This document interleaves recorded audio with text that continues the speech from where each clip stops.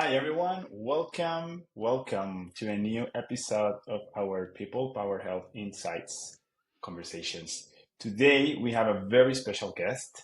We have Dr. Alison Kole with us. And before we start, I have read about Dr. Alison's life a little bit, but I would love for her to introduce herself. And what we usually do, Dr. Allison, is we ask our guest if you arrive in a room full of people that you don't know, how would you introduce yourself? In a nutshell, just by way of my training, I'm Dr. Alison Kole. I am a pulmonary critical care and sleep medicine specialist. Often people want to go into their accolades. I happen to do a lot of my training at Tufts, and I went to basically medical school in Tufts, and then I went over and did my training at Cedars-Sinai Medical Center, where I basically stayed residency through my fellowships in pulmonary critical care. Took a brief hiatus to be an attending, came back, did my sleep fellowship. It was sort of a mostly UCLA based, but also Cedars-Sinai kind of program. I'm like an East Coast girl that trained over in the West Coast.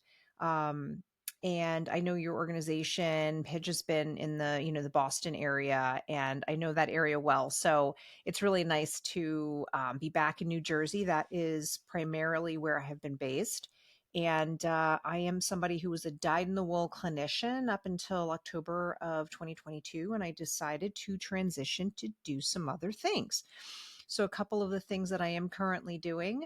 I work with an organization providing continuing medical education. I'm the director of medical affairs and strategy there. And then I also started a podcast and a sleep telemedicine private practice. So those are sort of my passions. They're in their infancy, and I'm having a great time kind of working on them over the past year and a half or so. That's perfect. That's amazing. Thank you, Alison.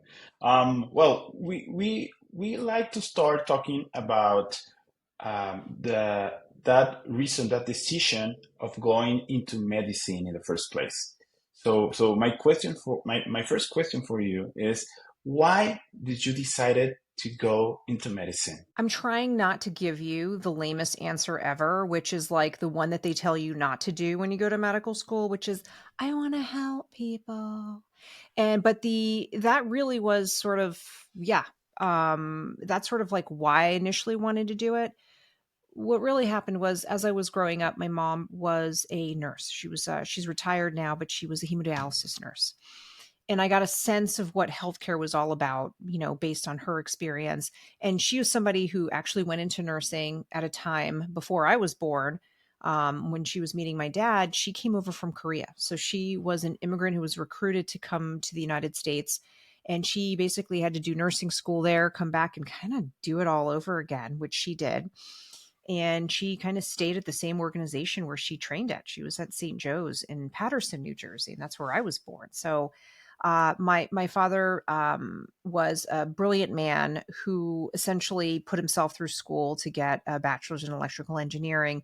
Ultimately, ended up doing maybe not his dream job, but he was the guy at the postal service. He was the guy who could get any machine to work that sorted our mail.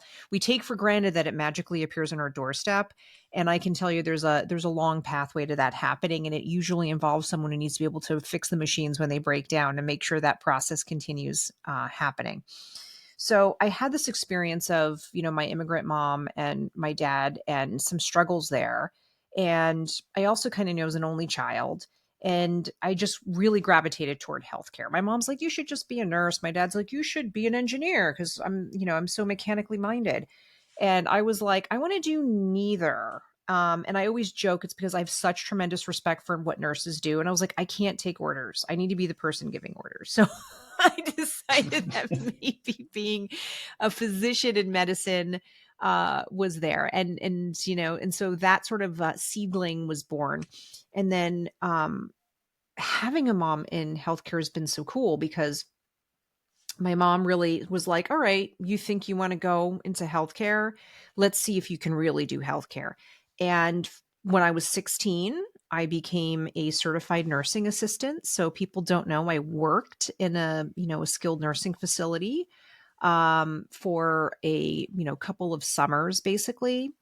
And then I went on to, do volunteer work with Project Healthcare over at Bellevue when I was an undergrad. And then I ultimately, before I even went to medical school, worked at Columbia University. Back then, you could Wow. do the pulmonary function testing, so Okay. the machines that we use to test how your breathing is. And that's what I was trained to do. So I was basically a technician. They don't do that anymore, but that was a really unique opportunity to kind of meet with other pulmonary critical care folks. And this is kind of how that idea of like, okay, not only do I want to be a physician, but I want to do that. That's how that was born. That's amazing, Alison, because um, what you are just sharing with us is how, at the end of the day, both your mom's and your dad's life experience had a clear input into what you were looking at. Absolutely. And I think if you really think about it, probably most of us would say that that's the case as well. We sometimes don't realize, and I think it's more talked about more openly, just the impact of um, our life experience, what generation we grew up in, what were things like in society, how we approached problems, how we approached other people, challenges that people faced. What was the talk about, where you are socioeconomically and what kind of opportunities you have. My mother went in to medicine as a nurse because she's like, okay, so I had three choices. I could be a teacher, I could be a nurse, or I could be a homemaker. And for her, the best option was to do nursing. And and I look and I go, here she is. She raised a daughter who, in her mind, she's like, hey, you should just be a nurse. And I'm like, oh, heck no.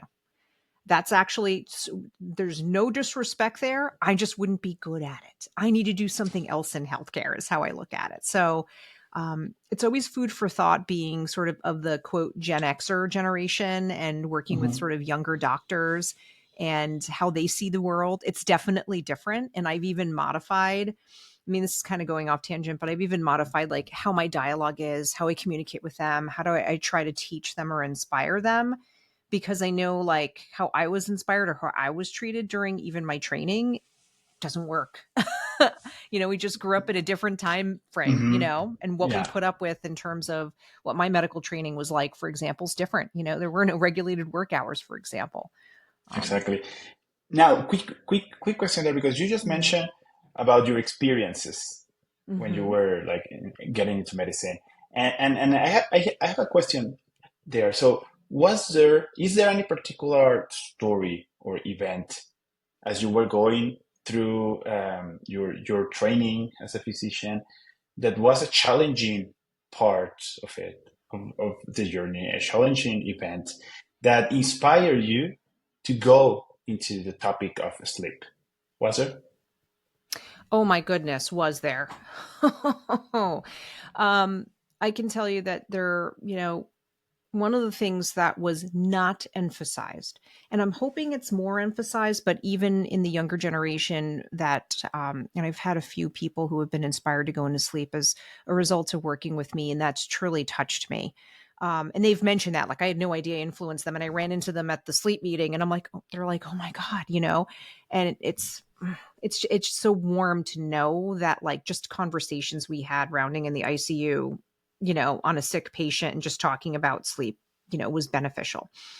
But the bottom line is that what I realize in hindsight, being a much older lady and a mom now, and um, honestly, kind of having the time to reflect after doing all the rotations I did treating COVID patients, from 2020 through 2022.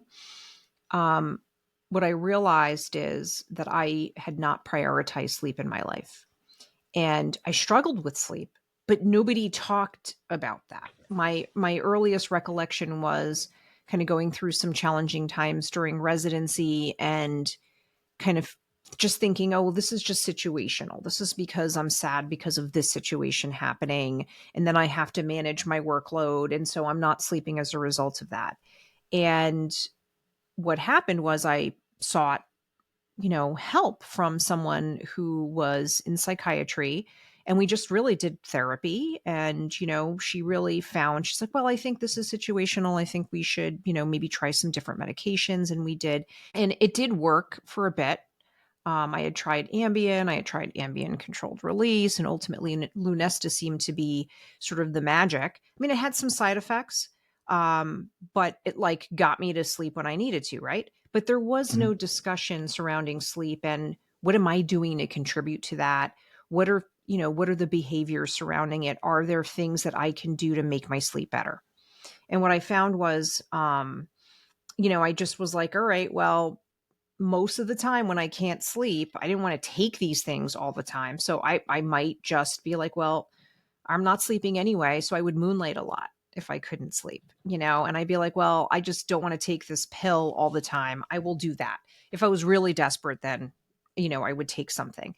But it became sort of this like, I either medicate myself or I just work through it because why not make a few extra dollars as a poor resident or a poor fellow doing some extra shifts for people covering their services, et cetera, and getting that extra clinical experience than it is to focus on sleep. And, I worked after my very first job. I took call literally every other week. And so my sleep was constantly being disrupted, but I didn't really recognize it as being as such because I wasn't married, didn't have other responsibilities. I slept like crap anyway. I still had the energy. So I just looked at it as not a priority. And then the person I worked with, even though I was taking a heavy load of call, he did a lot of sleep. And I had that training in pulmonary fellowship with sleep. My particular organization, we did a lot of sleep clinic. And I was very used to doing obstructive sleep apnea. But the insomnia piece, the difficulty sleeping, it just like, in my mind secretly, I was sort of like, I guess you just have to duke it out. I don't know. Like, I just didn't have a solution for it. So I didn't focus on it. I didn't have that degree of training. And then as I moved forward and worked with this person who really did a lot of sleep and kind of got the side of the business of sleep medicine, and then actually slowly just was aging, we all do. And I go, I'm really kind of struggling now. And this is becoming more of an issue. And it sure would be nice to really explore sleep more deeply. I had that opportunity, made a phone call, said, I know that you offered me the sleep position and I turned it down originally, but, and they were like, come in June, you're going to get that education. And, then I did my year of sleep fellowship and I was like, whoa, I'm like, wait a minute. I'm basically not taking call.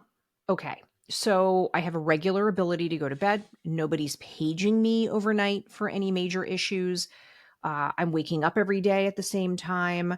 Like I got into this routine where suddenly it became like, I basically kind of lived a life that if you're in residency and fellowship, especially at the time I trained, was totally foreign to me.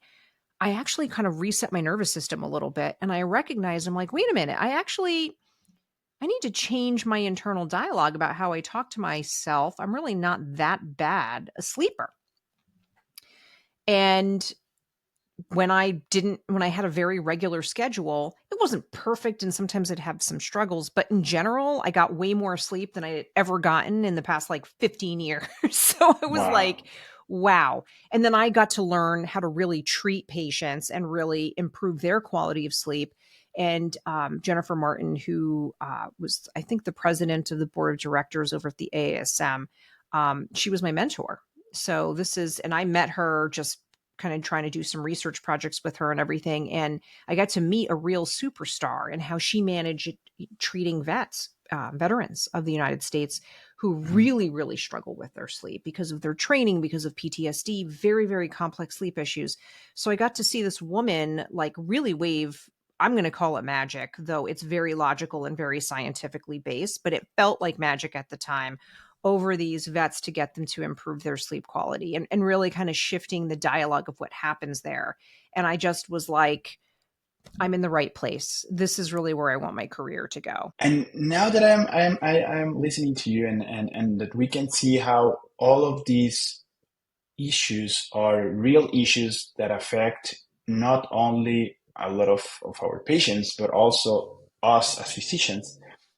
There is one question that I have here. So there is a report that was published a couple of years ago to talk about how sleep deprivation affects physicians when they are treating their patients. And and in this report they mentioned that over there are thousands of deaths in US hospitals that are related to medical errors, and sometimes these medical errors are related to sleep deprivation from the healthcare providers. What can we make out of it? I made my transition, and it's the best transition I ever made out of, you know, clinical practice routinely, day after day, night after night, weeks of 24/7 call at a clip, taking ICU and pulmonary coverage. I don't regret my transition at all. And I think it ultimately would have been inevitable. But the reason I'm so sensitive to this is specifically because I did not feel heard when I started mentioning the degree to which my sleep was becoming bad. So, what I mean by that is sleep deprivation is literally like the number one issue that people struggle with sleep, believe it or not, in this country. If you look specifically at healthcare workers, there are those of us who are on shift work where we know there's strong data that suggests, for example, that if your circadian rhythm is not aligned with the time frame with which you need to work, you may have poorer outcomes for a variety of reasons. And many of them are related to the fact that you don't sleep well because your body is not timed. Your natural body clock is not timed to the time that you need to be awake and on and functioning, right? They've tried, they clear residents and fellows, etc. They train at a certain time and they have blocks to when they have times off, very specifically because people in my generation and before me didn't sleep. So there are changes in place meant to improve that.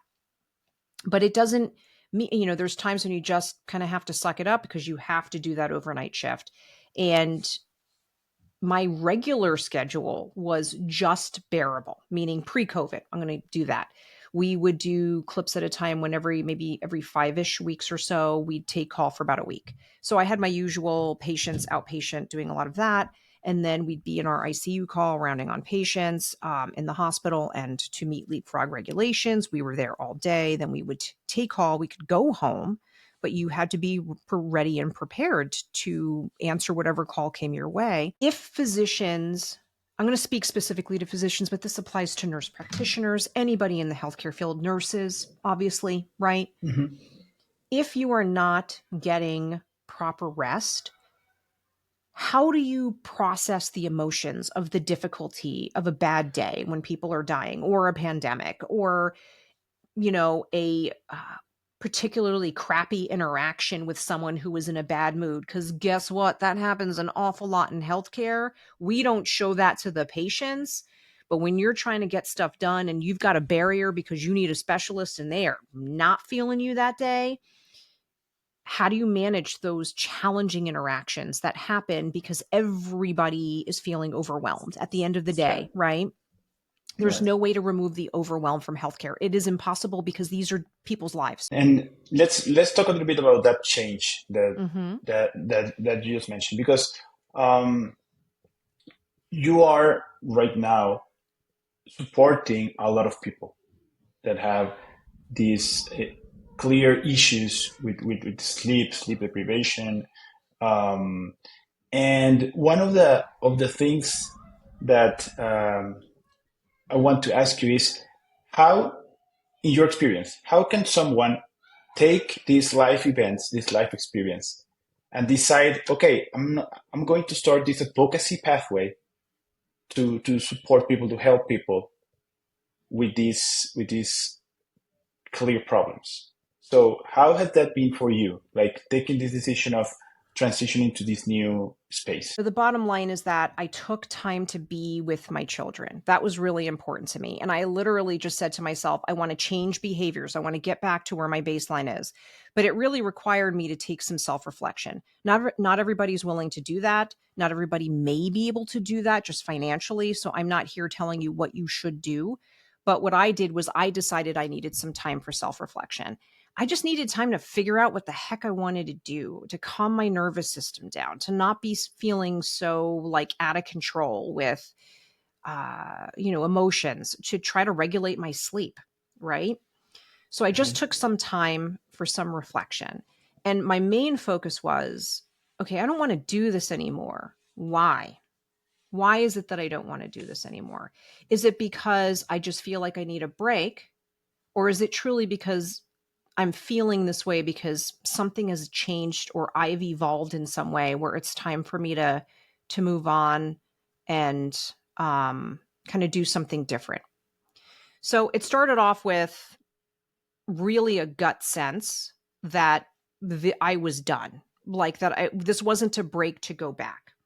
But even though for me, I didn't want to transition back to clinical practice, even if it meant coming back part time or other things. And I entertained those. Honestly, they weren't available, which they should be. Note to the healthcare administration team, be more flexible with your working moms.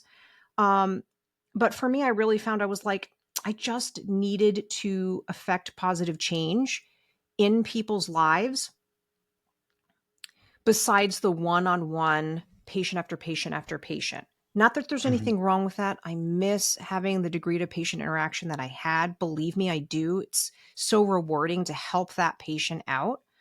But I was like, can I shift my efforts toward you have a from the typical, okay, I've diagnosed you with this problem, this is the treatment, to can I prevent that problem by focusing Mhm. on things like sleep education, getting people to really think before they're sick, how can I keep myself healthier?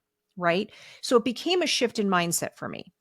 And then the transition looked like, okay, well, now I got to kind of like find out how I do that and what types of jobs are there for someone who doesn't want to do clinical, right? Mhm. And so I started looking into industry. I my husband transitioned to industry. He's a pulmonary critical care physician, and so I had a little bit of experience chit chatting with folks, and they mentioned, oh, we often value a lot of research experience. I had some research, but it wasn't the classic research that's often, what Mhm. kind of tickles industry folks. So I was like, well, I don't know that that's really going to be a pathway for me. And then, he's like, well, I know someone in the continuing medical education space. You really want to focus on medical education and also medical education for people who aren't necessarily in medicine. Maybe this is a great opportunity to learn more about that because that's a different type of industry. And so, really through networking, basically relying on my family to help me and be there, relying on friends to point me in the right direction, having those relationships, that's very, very important to your mental health. Those relationships allowed me to network and have the opportunity to start to write grants. And I started noticing that these grants were being accepted. And we all in medicine want to get a good grade, right? So you kind of feel like, oh, okay, someone is hearing my voice because I'm coming up Mhm. with learning objectives and educational gaps. And it's really resonating. And yes, it's an industry sponsored situation, but it's really the key is that, yes, you need to fund it somehow. So that's a funding source. But in reality, it's really meant to be fair, well researched, evidence based education that is not slanted toward one product or one organization or another. This is meant to improve, how healthcare providers think about their treatment of patients. And that really was just, that kind of segued me into sort of a new career path, if you will. So that's kind of how I got into it. The one thing I will say that I think it's important is that no matter what you do, be it a busy clinical practice where you're like boots on the ground, be it in the hospital or outpatient or what have you, or if you're in industry or in the education space. The bottom line is no matter where you go, I needed to make a fundamental change in my philosophy on what's important. And also, key to this, because I think there's so many of us that go into healthcare, I really kind of reflected and was like, I'm really a people pleaser. Like, part of my issue that really got me burned out um, was that I didn't know how to make boundaries. I didn't know how to say no. I felt like I wasn't a good steward of my craft, and Hmm. I would be letting too many people down if I had boundaries. So I was really terrible at making them. And one of the things I resolved, I was like, the one thing that you get brave at when you decide to make a huge upheaval and leave a really busy clinical practice is that it gives you a sense of chutzpah that you just didn't know. You got to dig deep for that courage. Yeah. And I was like, okay, this is your time to shine. You are going to make sure that you have boundaries. And every step of the way, even if I knew I might be met with a frown, I do it in a very polite way. I explain myself, but I will say no when it's appropriate. I will set those boundaries. And what I have realized being outside of medicine now is it's really strengthened my relationships within the organization that I now work with, um, and my relationships with my family, my husband. Hmm. It has a downstream effect where it's like a mutual respect. It's like, okay, this is the no-go zone, and you got to figure that out with other people too. But it was something that I really found very, very powerful. And as we get towards the last part of our conversation, I have one like big question, and then we can move Hmm. on to some small questions Sure. before we wrap up. So, what piece of advice could you give to others, to other clinicians that are trying to make an impact in their fields? Because you are one of the leading voices in sleep health, and maybe there are other people that are going to be listening to this interview and that they want to make a similar impact in their own fields. Is there any piece of advice that you could share besides what you just told us? Yes. I mean, number one, you are sitting here, you have the education, you have the knowledge, you have the passion. Believe in yourself. You can do it. Did I know how to start a podcast? Heck no. The idea of a podcast came to me in between patients in the ICU. That's what happened. I would just be like, I really want to start a podcast. And then I started actually talking about it with some friends just because I kind of felt like if I externalized it, someone would hear me and then I'd be like, you kind of have to do it now. You kind of told people you want to do it, right? Like, so I sort of use that as a tool to motivate myself. Um, so number one is believe in yourself. Number two, do not be afraid to ask for help. If you're scared to ask for help initially, guess what? Google's got your back. I mean, how did I figure out how to do podcasts? There's a ton of people who have like posted free advice on what they recommend and what's important to do in a podcast. I watched YouTube videos. Then it became, okay, well, let me observe my environment. That's another thing. Observe what's going on. Do you now recognize that there's other people that you might ask, hey, how has your journey been going? What have you been doing? I came to discover that somebody I knew from, uh, undergrad, really, friend of a friend, he had started a podcast. I was like, let me just contact him on Facebook, see if he's willing to have a dialogue, literally use social media. We connected. I had a chat with him. He's like, oh, you should meet my producer. And sure enough, a connection was born, and I use Joey to this day. And so, my point being that you don't have to like figure it all out by yourself. And Mhm. don't be afraid to get support and use support and maintain those relationships and build your network. Meet people. I cannot even tell you what a pleasure it is to spend time speaking with you, how it's been to meet Peja. Has it been, I'm on literally the 48th episode is going to be out on Wednesday of the Sleep is My Waking Passion podcast.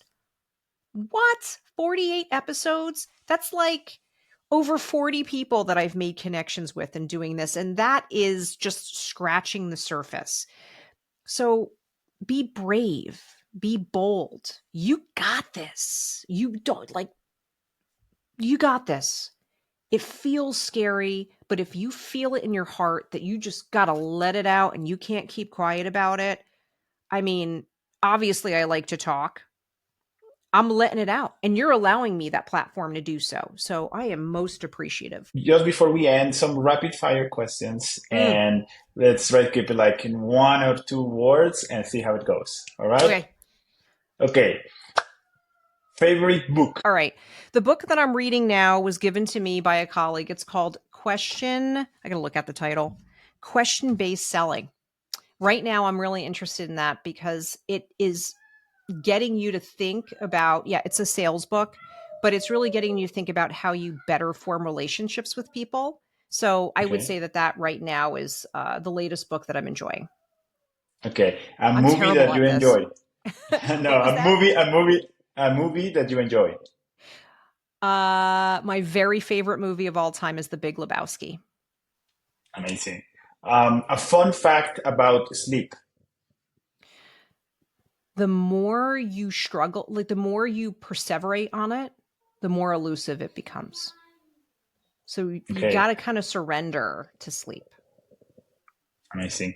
How does a person cure chronic insomnia? Number one, it starts with your relationship with yourself. How do you talk to yourself about your sleep? I'm a crappy sleeper. I'm always going to be a crappy sleeper. If you've created an identity around yourself that is a chronic insomniac, we need to undo that identity. We need to create a new identity for you. One of a person who may have insomnia, but you got this. You've mastered it. The master of insomnia, if you will. Amazing. And finally, if you could sit down and have a cup of coffee, tea, or a beer with anyone, any person, dead or alive from the history of the world, who would that be? I'm going to pick Albert Einstein. I Why? think that man had a lot to say that he didn't get an opportunity to say. And I'm not talking about just physics. I mean, I think he had a whole like philosophy or view on life that I'd really be tickled to talk to him about. Amazing, amazing. So thank you, Alison. Thank you for joining us today. This has been an amazing conversation, and I'm sure that all of our followers will be delighted to watch and to listen to us.